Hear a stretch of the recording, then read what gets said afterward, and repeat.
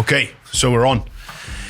This week, interesting conversation. Very interesting for me, simply because this was the first brand that got behind us when we started Z.A.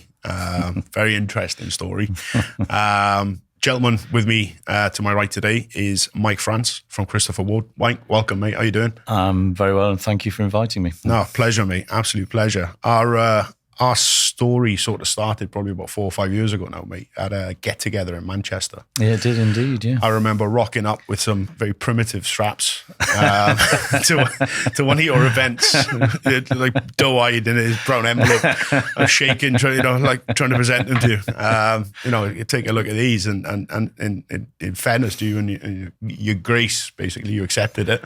Yeah. And I had a phone call a week later saying, would you like to come down and have a conversation with us? Yeah. Which is awesome. 4 years later, here we are. Here we are, mate. Here we are on a dreary day in Liverpool. It's pouring down with rain. It's good to be back in the old town, yeah? Yeah, absolutely. Mm. So for those of you that don't know, you're from this part of the world, mate. Yeah, I mean, I was born in Knotty Ash, which does exist, despite some people's belief that it's an invention of Ken Dodd. But Knotty Ash does exist. But we, when I was about 3, the family moved out to Formby, which is sort of 8 or 9 miles north of where we're sat at the moment, and probably closer to Southport. So I'm really a plastic Scouser. You're born here, mate. You're more Scouse than I am. I've been adopted. That's true.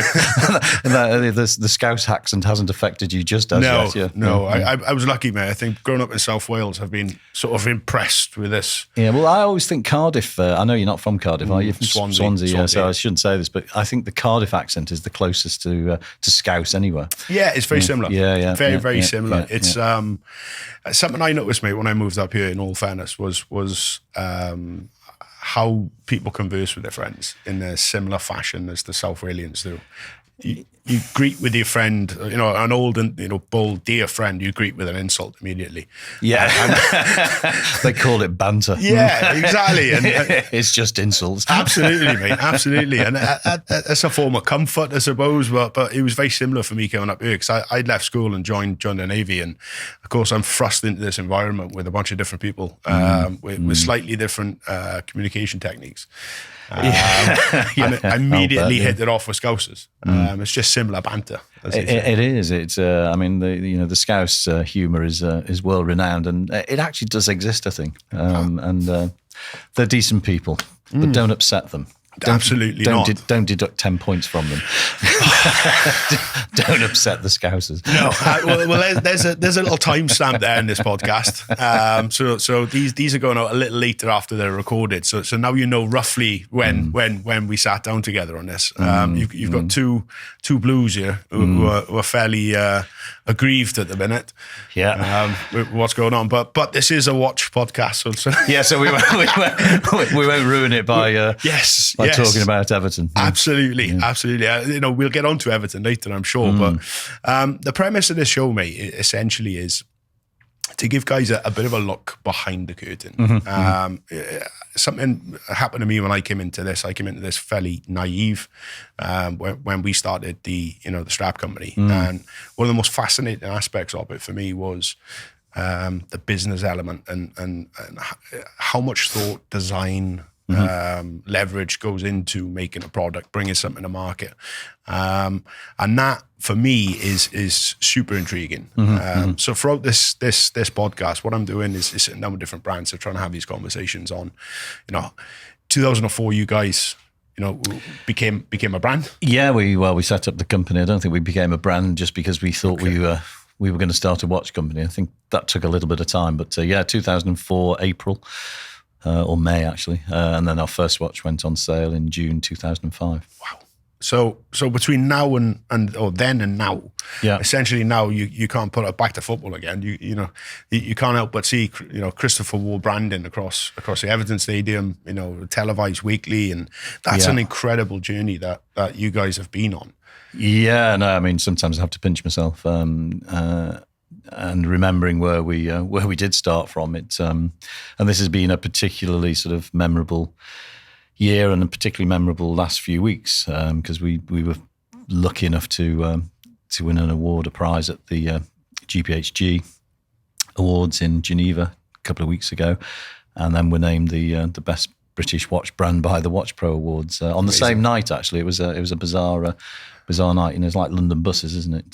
They all turn up at once. Yeah. So famous overnight after nearly 20 years. There you go. It's incredible. I remember seeing the Instagram images, those award ceremonies, and you guys collecting that, and it's just phenomenal to see. Absolutely phenomenal. Yeah, it was a proud night. Night. I think the team deserved it. So absolutely. Absolutely, I genuinely do. I mean, it's interesting. We've got such a big time, span there. To go through it step by step is going to be, fairly difficult. I think we'd be here how many podcasts have we got? Yeah, exactly. There's not enough roll, tape in the machine. But something I wanted to chat about, mate, was the journey that you guys went on around the bel canto. I think the bel canto has firmly put you guys on a map with a lot of people, and that is radically left of arc for what the brand was doing until that point. To some extent, not quite as radically left of centre as I think some people think, including you, by the sound of it. I'll have my knuckles wrapped later. But it was. There's no question. It's been a transformational watch for us. But we were creating very clever modules. In 2010. We brought our own movement to the market in 2014. So it was we hadn't ever done a sonnerie passage, that's for sure.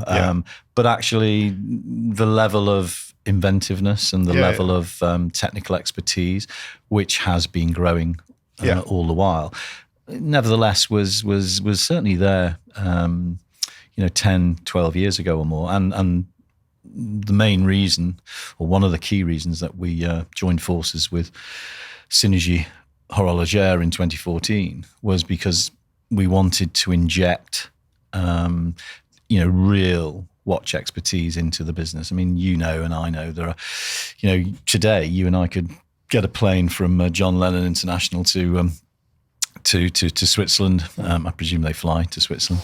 I've only ever gone to lovely places like Benidorm. Well, there you go. Yeah, it's not well known, Benidorm, for its watch industry, but maybe one day.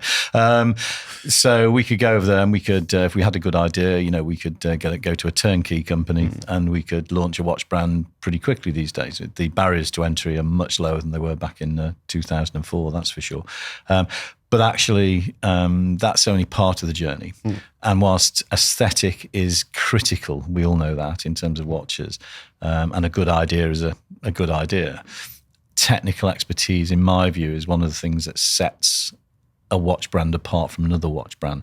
And I'd like to think, I may be delusional in this, but I'd like to think that one of the things that separates Christopher Ward from many, many, many very good watch brands is that we have an unearthly amount of expertise within the business that allows us to go and create something like a bel canto.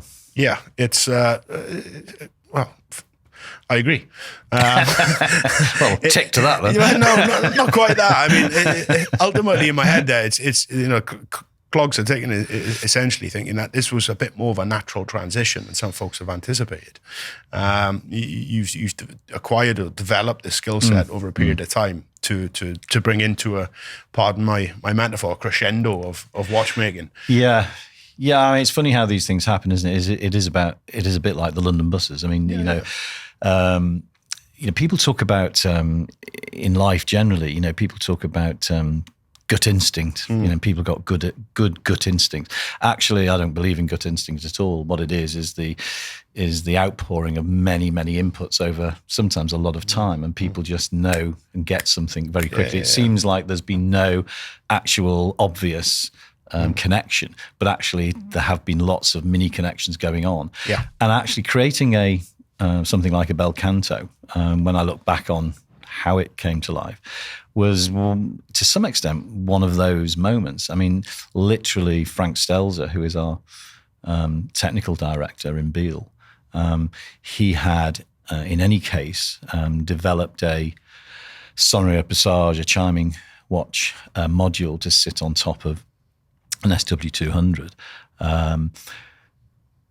with back in 2010 with Johannes Janker, who was our master watchmaker at the time, and they'd created a jumping hour module. And Frank literally, it must have been thinking about this in the back of his head for many years, I think. Yeah. But somehow managed to pull forward from the back of his brain to the front of his brain the idea that you could actually transfer the power of a jumping hour movement into a sonnerie passage, a chiming watch. Now, I could literally, and I've said this before, I could sit in a bath probably for the next 20 years and not come up with that idea. And maybe so could Frank, but but he did. Yeah. And that one spark of genius, if you like, is the result of many, many, many years of him studying, researching, working, and thinking about what was possible. And then suddenly it occurred to him. Now, it wasn't just a sudden. That is the inputs, the output from all of those inputs he's had.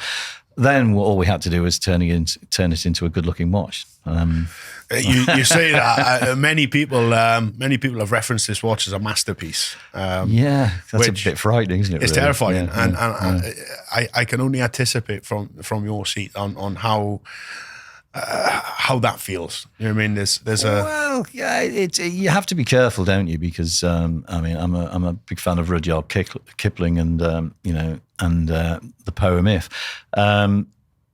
Success and failure are often just different sides of the same coin. It is. There's no getting away from it. It is. Very, very lovely to be praised in that way. Yes. But we also need to remember that there's a lot more to do, and we haven't. I think we're just starting. So it's a great watch. I'm delighted it's people have responded to it in the way they have. For us, it's certainly a transformational moment, and has been a transformational moment, and it's moved the brand into a different sphere. We're certainly attracting collectors from all, different level of collector from all over the world now than we'd had before. People who had been maybe very well aware of Christopher Ward, but maybe never actually having handled one. And this is still, although, the internet is, familiar to all of us now, and people will buy almost anything off the internet. Yeah. Still, there are a large number of people in the world who will not buy something, certainly of high value, without actually seeing it. So whilst many sort of well-known collectors in the world had recognised and heard about Chris Ford, they'd never seen one, so they were resistant to perhaps buying one of our watches. For some reason, the Bel Canto took them over that hurdle. Yes.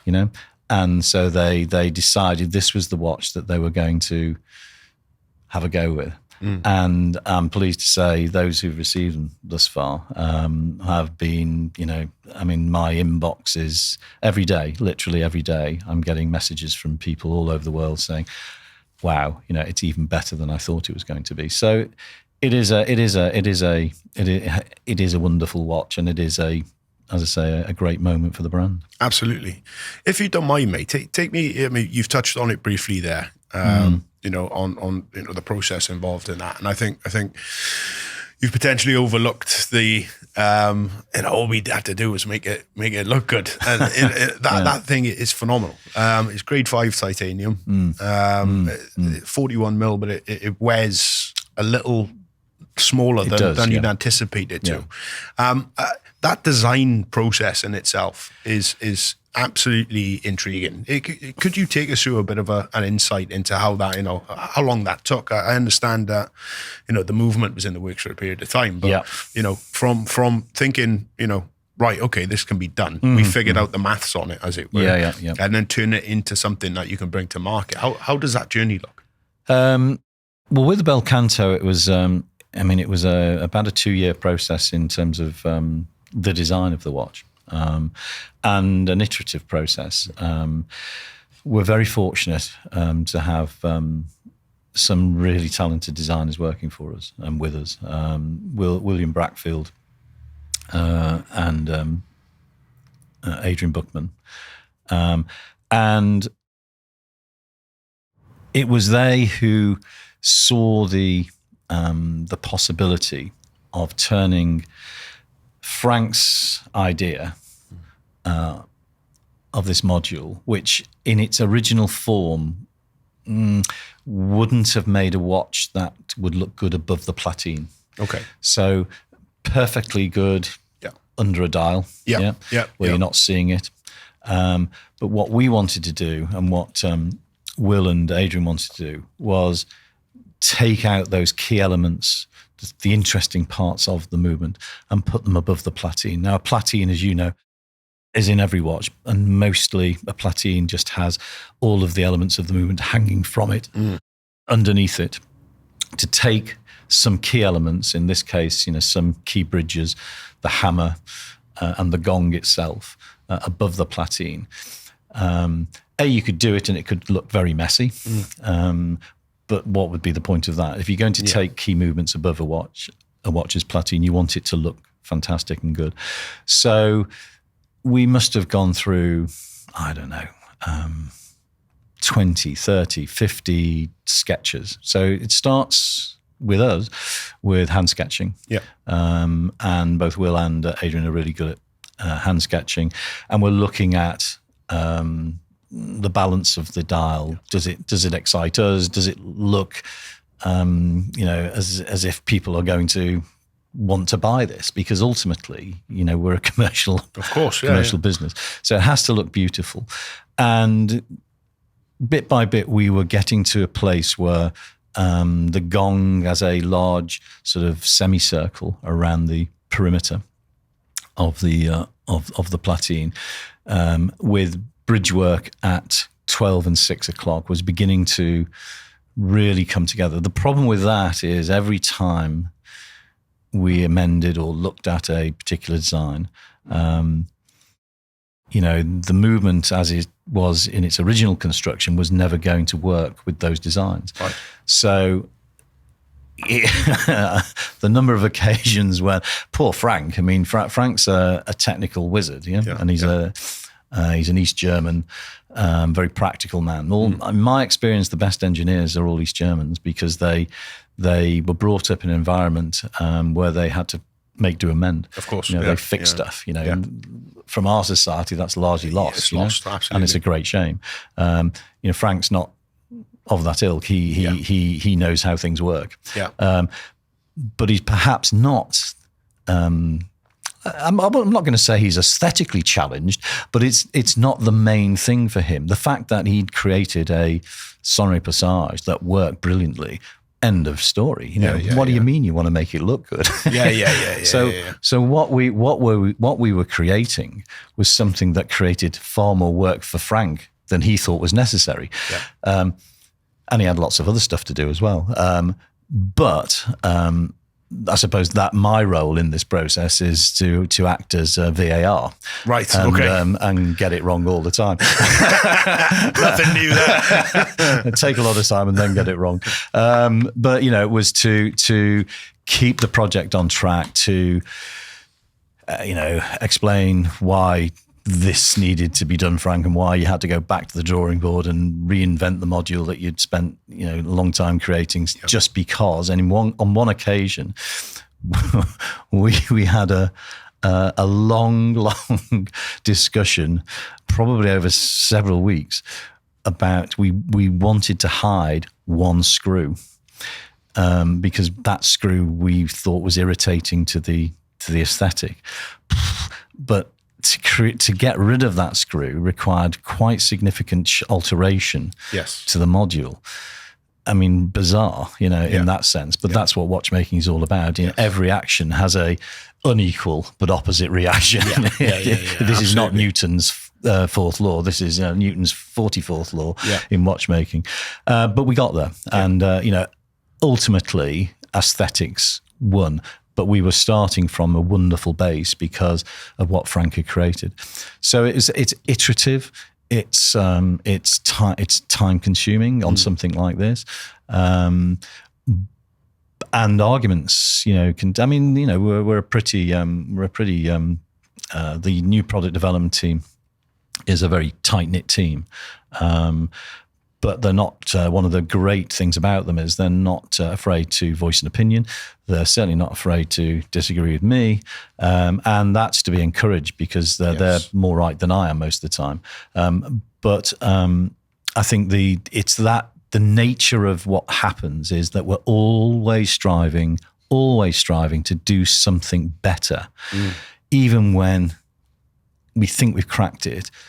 Probably the one thing I can add to the role is I say, it can be better. It can be better. And that's, I think, if you're striving for real excellence, never be happy. I'm not happy with the bel canto now, you know. Right, okay. I think we made some errors that in the next iteration of bel cantos we will rectify, and it'll be even better.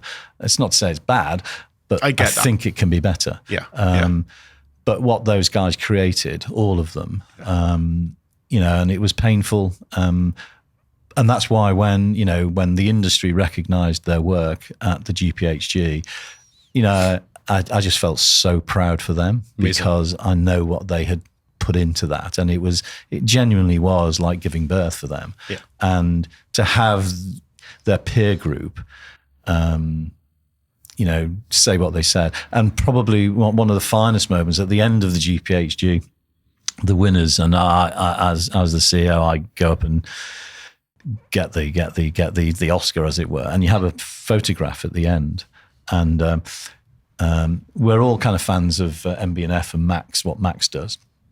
And Max was on the stage with me, and he came over, he made a beeline and tapped me on the shoulder and just said, "I just want to say, I think what you guys are doing is incredible."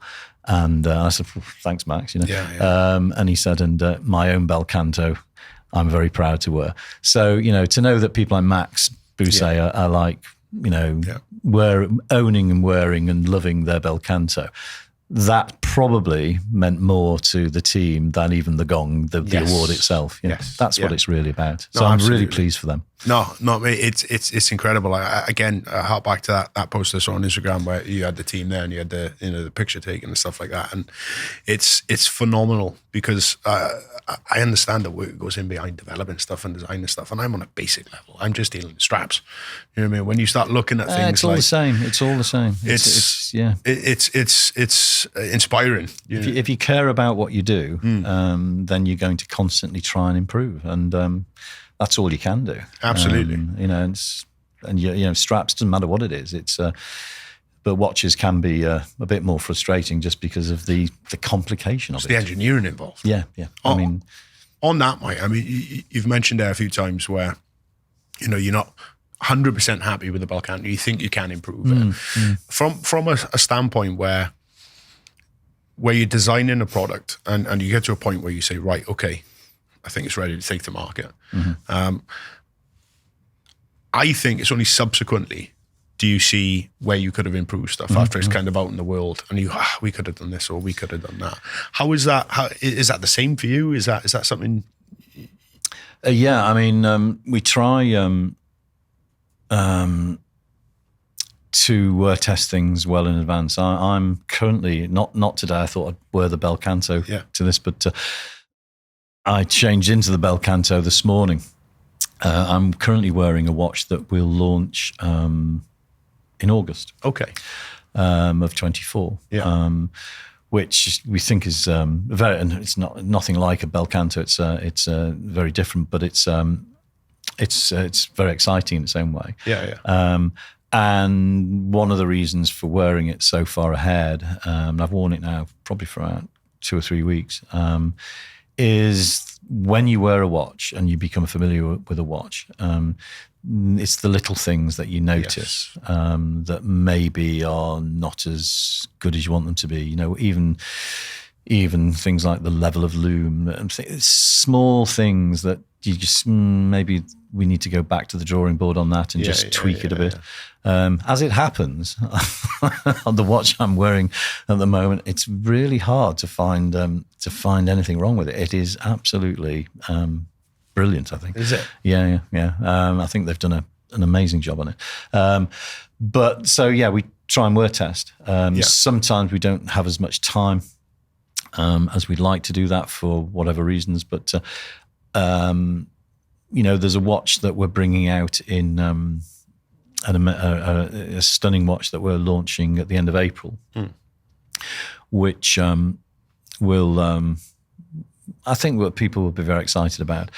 And back in October, we got the first of the sort of were samples out, and we were in New York at Worn and Wound at the time, and York Bader Jr. had brought the samples with him to New York, and we were sat in a restaurant, and I strapped the watch on for the first time, and I don't know what it was. There was something not right, and I said, I think it might be the size of the hands. And the more we all looked at it, the hands aren't quite right against the rest of the dial.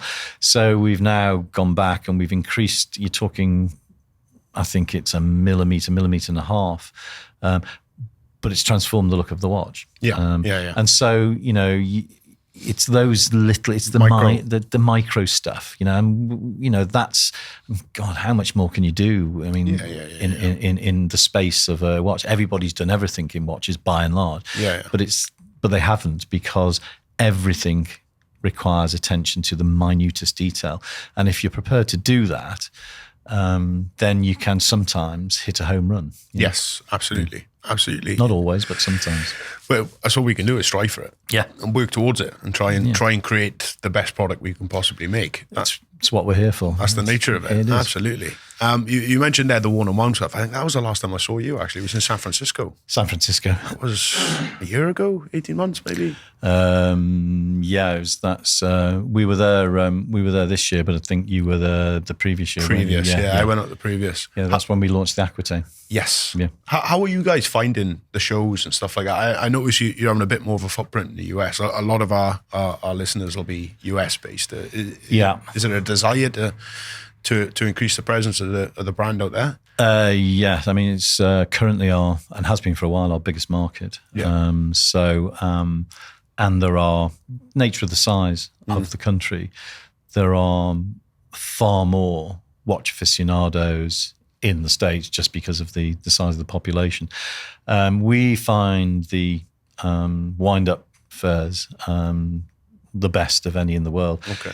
Largely because people, Worn and Wound have put together, they're interested in accessible watches. It's not just about high-end. At the same time as wind-up in New York, you've got Watchtime going on. And we always go across normally on a Sunday to have a look. Honestly, it's not for us. It's yes, there are serious collectors who go there, but it's that red rope luxury stuff. Yes. It's not about accessibility. The people who come to wind up, by and large, are genuine watch fans, and they absolutely know watches. So you end up having 3 days. I mean, you lose your voice because it's, these guys are fantastically interested in what you're doing, very knowledgeable, and they rarely get the chance to see you personally and handle the watches at the same time. So you end up with these incredible conversations with people. And we also learn a great deal, because people's reactions to different products, maybe the first time they've seen them, is always very, very interesting. And we learn huge amounts. So, but we just find wind up. I think the Worn and Wound boys have done an absolutely brilliant job. However, it's about to be usurped by the greatest watch show the world has ever known. So to all of your listeners, Saturday, March the 9th is a red letter day because it's the first British Watchmakers Day. I was worried you were going to bring this up.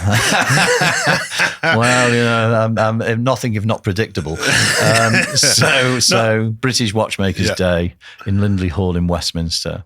Yeah. Honestly, I think it is going to set a new benchmark in the sort of watch shows that are possible. And this is obviously done by, put on by the Alliance of British Watch and Clockmakers. Yes. Of which we are members. And, at the moment we've got 43 British watch brands showing there. I think at the last count, 20 or 21 of those brands are producing special limited editions just for the day. Wow. We ourselves, I mean, Roger Smith is doing a Series 1. He's probably 70 miles that way. That way, yeah. Either man. Yeah. Hi, Roger. Roger is doing a Series 1, especially for the event, which we'll auction off. And it's the Series 1 he would have done for himself. Yes. So that is going to be they're going to be queuing around the block for that. We're going to do 10 bel cantos just to be sold on the day. People like Richard at Studio Underdog are doing, Nicholas at Fears, William Wood, Johnny Garrett's doing some. I mean, it's astonishing, we are literally having discussions about how do we meter this out so we don't have fights occurring. I mean, people are going to want this stuff. So I just think and it's a beautiful, beautiful venue. You've got this high ceiling, which is a glass dome ceiling. There's media representation there.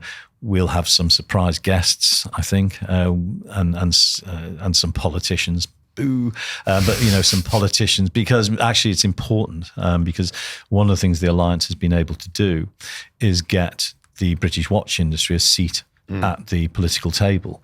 So as a trade body now, on a sort of bi-weekly basis, we're representing the watch industry that they didn't even know existed 3 years ago, and being able to lobby for things like reduced duty rates in certain countries, etc. So it's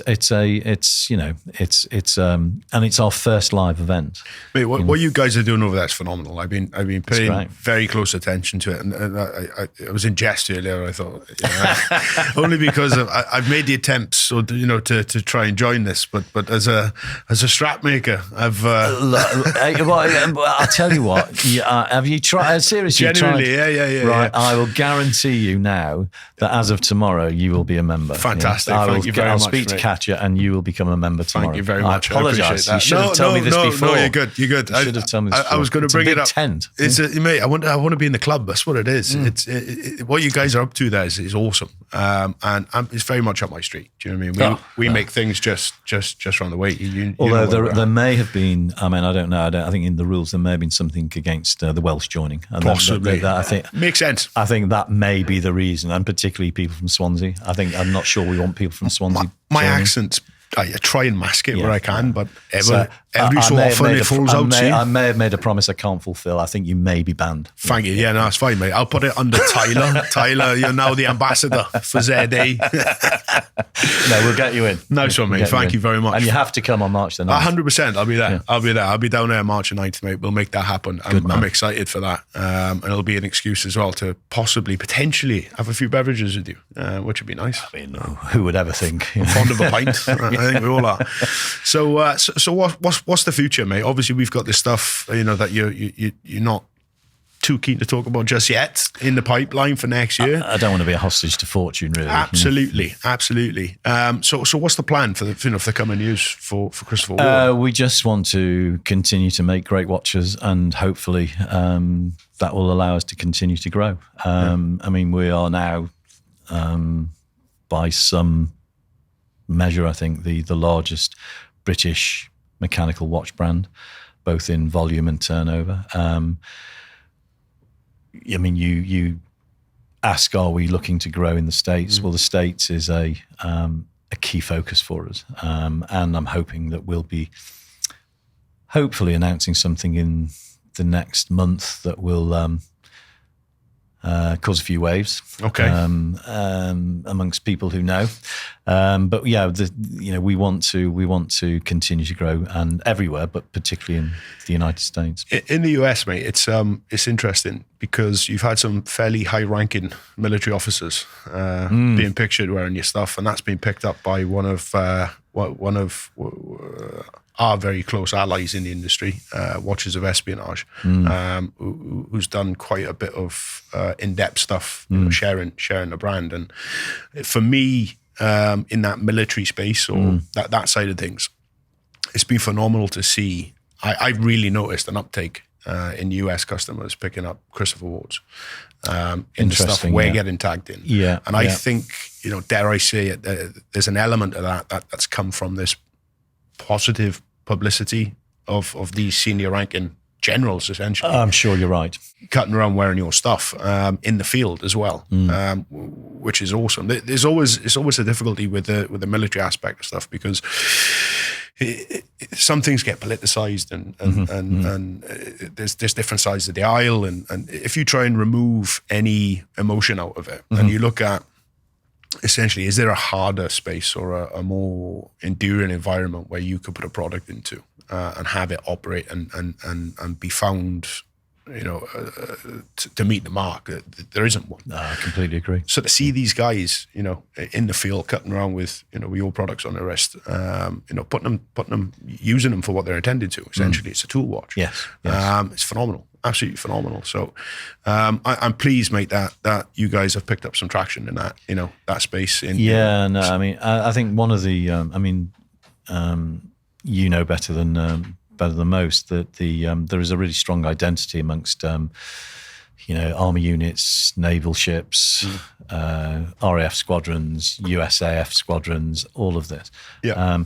I think one of the things that they appreciate about our watches is that they can go to a wide number of people. So they're, by and large, we're not cheap, but we're accessible in price. We're not charging £3,000, £4,000, £5,000 for a watch. And so I think one of the things that's happened is that as word has spread about the brand generally, and the quality aspect of the brand has become more and more apparent to people because of that spreading of the ward, as we call it. People like those you mentioned, US generals, etc., are pleased and proud to be able to spread those watches across their groups of people. And it's we're intensely proud that we can supply absolutely these people. You're quite right. It's not we're not sitting on the side of any political fence here. It's just these are being worn with pride by some of the toughest people in the world who need their watches to work. Absolutely, yeah. It's a tool, essentially. I mean, that's what these guys are picking them up for, is to put them to work. And there's no better testing ground. No, I mean, absolutely right. I mean, if you take the example of the Colchester, where we actually worked with the Paratroop Regiment to create a watch that they could wear whilst jumping out of an aeroplane, which is no small thing. Hence the use of the retractable crown.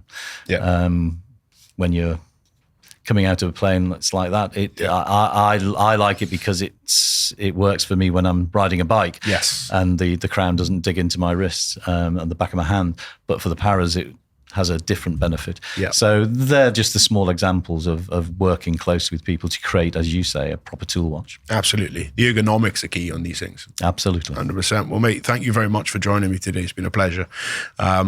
You've played a pivotal role in our brand. Not only have we done some project work with you, but you were the first to get behind us, really, when we turned up. So, well, you're very kind. It's it's been awesome, mate. Thank you very much for coming in. The people can find you at ChristopherWard.com, and all of our email addresses are on that site as well. So we encourage people to get in touch. We're always, who doesn't want to talk watches?